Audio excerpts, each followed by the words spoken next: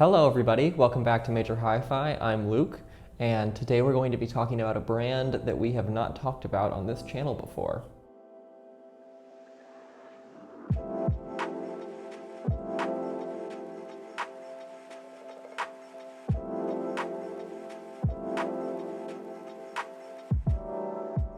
So Kennerton Audio, if you have not heard of them, they are a brand based in St. Petersburg, Russia, and previously they have not been very available in the United States, but they're now becoming a bit more accessible here. So they're a really interesting brand, and I'm sure some of you have heard of them, but I'm also sure that many of you have not. And we'll probably be making a number of future videos about some of their other headphones. Today, however, we're going to be talking about their model, the Magni. So this runs for $749. It's in the middle of their price range, but on the lower end. Their models go up to about $34.99 and as low as $299. Before I heard the Magni, I'd only heard headphones in the higher end of Kennerton's price range. So when I got these, I was really curious to see how these held up because the other ones were really amazing, but they were more than twice the price. So when you cut the cost in half, you hope that there's still, really good quality, but doesn't always happen. Let's start out by talking about what these look like because these have quite an interesting build to them. So we have this kind of wooden ring here, and they come in a couple different finishes. I believe this one is mahogany. And all of Kennerton's models have some sort of wooden feature going on, which I think is really cool. And then we have this huge metal frame that just goes around the entire headphone, and then a headband that adjusts automatically. So as you can see here, if I pull on this, it moves, and if I put it on my head, it automatically goes to where it needs to and fits perfectly. So they're very comfortable. They've got these huge ear pads on them, and they are definitely a larger headphone. They have a very vintage look to them, Right now in the market, I think what's in is super sleek, like curvature and all those abstract fancy designs, which I think are super cool. But it's nice to see a headphone that kind of references back to, another time. These definitely feel very high quality. The wood is a really nice touch. Yeah, with the looks on this, maybe not a ton of sass, but definitely a lot of class in my opinion. These feel very classy. It's definitely a headphone that looks like, you paid good money for it, but it's not boastful. And it's very sturdy. I mean, most headphones in this price range are built pretty well. They're not going to be flimsy, but this one goes the extra mile in terms of durability. So in terms of accessories, pretty minimal here. We get a really big leather carrying case, and we can unzip this. And then inside of here we have the cable. This is a 2-meter OFC wire with a 6.3mm gold-plated TRS connector. Pretty standard cable, good length, does the trick. This is the only cable that it comes with, but usually this is all you're gonna need, so that's fine. And then we also get a strap that we can strap around the bag over here if we'd like to use this around our shoulder. They fit in here just like so. You just pop them in. It's very straightforward, and then zip this up. It's leather, it's good quality, pretty nondescript look, so yeah, does the job too. Once again, not a very flashy presentation here. Pretty, minimalistic, a bit rustic, I guess, organic, whatever words you want to use, but they are some of the more comfortable headphones I've tried on, especially in this price range. The inside of these headphones, however, is pretty wild. So what's really interesting about these, and what makes me so excited about them, is that they're closed back dynamic headphones, but the way they're built is supposed to allow them to mimic many of the qualities of planar magnetic headphones. So the way that Kennerton does this, at least the best I can explain it, is they have invented this extremely thin material called graphene. It's 1 atom thick, which is like thousands of times thinner than a human hair. And this graphene membrane is paired with an aluminum voice coil, which is supposed to increase conductivity. And then the drivers use a compression system paired with a soft suspension on the membrane, which is supposed to take advantage of the acoustic chambers created by the large ear cups. So among other things, this unique build is supposed to give these a more planar magnetic sound, which might make you think, then why not just make a planar magnetic headphone? But what they're trying to do is give you the best of both worlds. So the best qualities of dynamic headphones and the best qualities of planar headphones. So yeah, kind of a bold claim. And I was very curious to see if this was going to actually track when I listened to these. Speaking of which, let's talk about how they sound.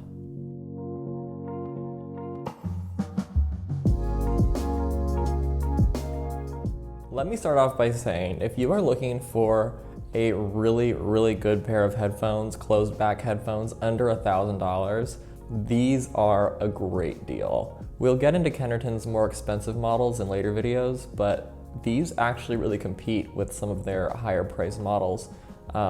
You definitely do get higher quality, more refinement, when you pay more, but these for $749 are so good. To start off, one of the most impressive things about these is how wide they sound. I would argue that they do not sound like closed back headphones a lot of the time. Like, these could fool someone as an open back. Maybe not quite as wide, but I would say 70%, sometimes 80% of the way there.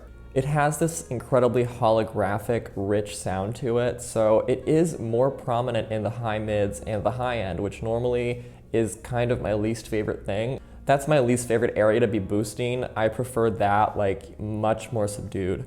But these ones just pull it off so well. I remember being really confused when I first listened to it. I was like, I'm not supposed to like this given my taste, but I just want to keep listening to these because it's so smooth and lush. Like, I think that's a good word to describe it. It has this incredible immersive atmosphere that you just don't find at this level in closed back headphones very often. And especially for a dynamic headphone, it does sound like a planar magnetic, and we're going to get to some comparisons later, but it is just so huge. It's like, it doesn't make sense. I don't know how they did it. And these just have an extreme level of presence. I found often when I compared them with other headphones that when I put these on, it felt like somebody turning the lights on, like it just brought the song so much closer. It's this really unique, tight, swift sounding type of resonance that I haven't really experienced before. It feels so gentle on the ears, yet has all this presence going on and all this mid-range and all this brightness. And it's this very wonderful paradox. So it'll take whatever you're listening to, and certain elements will just be kind of like cast outwards in this really satisfying way. I mean, as a wide soundstage does. I listened to Roma Fade by Andrew Bird that has these kind of soaring violins, and these just created this wonderful like chamber feel for them to kind of just perform in. And the other elements were so well separated and just given their own space. It has like really good sound separation too. It's just this really great level of organization and, like I said, holographic quality to this headphone that makes it so impressive, especially, like I said, for the price. It really gives instruments a ton of room to breathe. It gives songs so much space to just kind of spread their wings and fly. Okay, I don't know if that makes sense. That might be a little bit too flowery. But yeah, it has a really impressive soundstage, and I think that's one of its best qualities. That is really what locked it in for me from the first listen. In terms of frequency response, like I said before, it definitely does prioritize a brighter sound.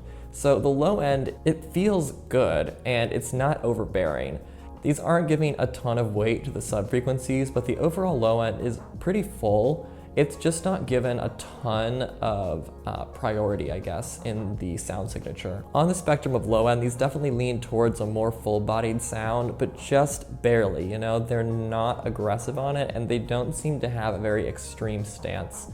So the low end is definitely adequate and very clean, but it's not the star of the show. It's kind of that hi-fi low end that is very controlled and nuanced and not overdone. Because headphones are getting more and more bass heavy every year, so I think when one sticks to the kind of classic low end response, it starts to feel understated almost, and then you remember like, no, this is actually pretty normal. So in terms of the mid-range, like I said, it's definitely a prominent part of the sound signature on this headphone. It's got a pretty resonant, extremely detailed quality to it. At times I wanted a hair less or just one more cut in the high mids, but that tends to be a criticism I have of like every other headphone I listen to, so I don't always really believe it anymore. I listened to this whole album by Jessie Ware called What's Your Pleasure, that's kind of a mellow disco throwback album, and it's got this kind of half modern, half vintage coloring to it. I love to listen to albums like this on headphones I'm testing because it kind of gives some variety.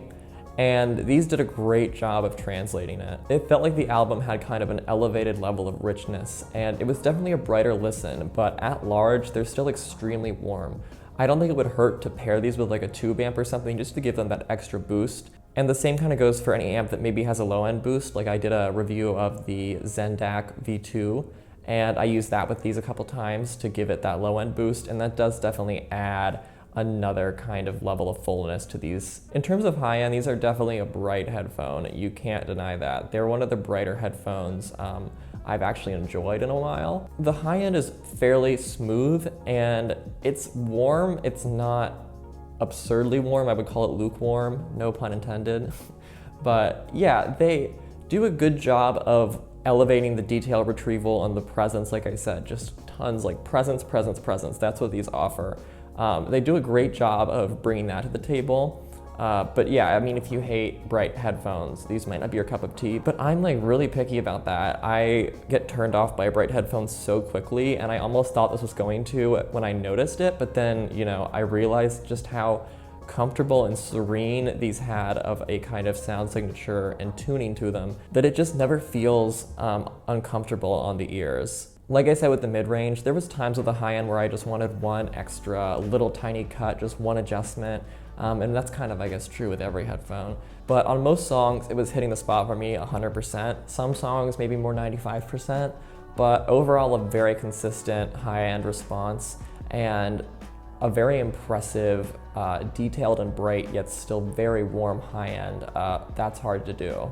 So I'm aware that a lot of people, especially in the US, may not have had a chance to try on these or any pair of Kennertons for that matter, so I wanted to really make sure I did some good comparisons for this review. And I also think I just need to do more comparisons in the future in general. So when I was listening to these, the first headphone that came to mind was the Focal Celestee, which I think I actually used in my review of the Zendak V2. Because it has that kind of brighter, more prominent high mid, fairly wide for a closed back sound, so I was like, yeah, that was immediately what I was drawn to compare it to. And I was expecting them to be quite similar, honestly. I remember realizing, oh, these are actually a lot like the Celestee, am I wrong? And so then I did it side by side, and they actually kind of sound nothing alike. So unsurprisingly, these are way wider than the Celestee. That's kind of how they're gonna be towards any closed back headphone. The Magni definitely had a bit less sheen and shimmer on the high end, and that might be due to the fact that it has a bit of a warmer high response than the Celestee. Their high mids do feel like they have a somewhat similar timbre, but first of all, not close to as similar as I thought it was gonna be, and also so differently conveyed just in terms of the way it sits on the soundstage and the leveling of it. After this, I decided to try the Audeze LCD2. Because they're so planner-like, I was like, I might as well compare them to another planner. I don't think it's going to be arbitrary. So the LCD2 is a fair amount darker than these. These are much more forward. That's got a lot more extension on the bass than these do, and a lot less extension in the high mids and low mid area. Part of me wanted to say that this sounded cleaner than the LCD2, but after further consideration, I think they both sound equally very clean, but with a different finish. So this is, like I said before, a kind of bright, sparkly cleanliness, and the LCD2 is much more of a hyper warm, darker cleanliness. And the LCD2 isn't a super dark headphone, but just compared to this one, it comes across that way. The LCD2 was also pretty close in width to this on the soundstage. It's also a very impressive soundstage for a closed back. So they were kind of able to compete on that area a lot more than it was able to with the Celestee. Part of me kind of feels like this sounds, in a way, like a combination between the LCD2 and the Celestee, if you can fathom such a thing. But it kind of feels like it has the width and sort of like detailing of the LCD2 and the high mid sort of colored sound of the Celestee. You know, the Celestee has a bit of edge and bite to it, and I like it, but I prefer the Clear MG more, which is a much more sort of like subdued in that area and a lot less resonant. But these also have an equal amount, if not maybe more, sort of bite to them than the Celestee, and so I don't know how they made me like it so much, but I just do on these. I also compared these to the Beyerdynamic DT1770 Pro. We're coming back to the high mid. The Magni has a lot more high mid than the Beyerdynamic did. No surprises there. They have a kind of similar foundation with the low end and the low mids being, you know, pretty contained and controlled, but very clean and They have more overall punch maybe than the 1770, though the 1770 definitely has them beat in the low end punch section. I honestly feel like if you could implement some of the low end and low mid response of the DT 1770 into these, because of all their presence and like width, like it would be over. It would be so cool. But these already sound great without that. It's just, and that's why I used the bass boost when I was doing it on the Zendak. I think for me, I want a little bit of extra low end, but I don't even mind with these because they're just so clean and pleasant. And I think for a lot of you audiophiles out there, the low end on these is going to be like just right. I just get very greedy with the low end, that's all. Yeah, so overall, this just has a super unique, nuanced, and really newfangled sound to it. I think Kennerton is right up there in quality with a lot of the big brands in hi-fi audio, and if they keep playing their cards right, I feel like they could become a household name, among headphone lovers. The width of its soundstage definitely separates it from other closed back headphones, as I've said like probably a million times now. And do I think this headphone is for everyone? No, I mean no headphone is. It does have, like I said, that brighter, kind of more biting sound to it. But I do think the more people who get to try these, the bigger they're gonna get, because they're a really solid pair of headphones, and in their price range, they are like huge competition. If you're interested in buying something from Kennerton, but you're like too scared to take the plunge and spend a huge sum of money because maybe you don't have an opportunity to go somewhere and try them on first, these could be a great entry level into their product range. I haven't gotten a chance to try some of their even lower price models. I'm hoping to, and I can get back to you guys on that when I do. But these are just really great. I am very enthusiastic about these. So those are my thoughts on the Kennerton Magni. I will hopefully be back soon at some point with reviews of other Kennerton products because I would love to talk more about them. I feel like they might really be onto something over there in St. Petersburg, Russia, because these are just so impressive, such a standout in their price range. The quality is definitely setting a super high standard. It feels like they really know what hi-fi listeners want and kind of what they are looking for, because it just hits so many of the kind of key points of like what a good headphone is so well in terms of just width and balance and warmth, but also presence and detail. It's just a really solid, well-designed headphone. If you have any more questions, once again, feel free to leave them in the comments. I'd be happy to answer. I'll be back soon with some more reviews, and until next time, happy listening.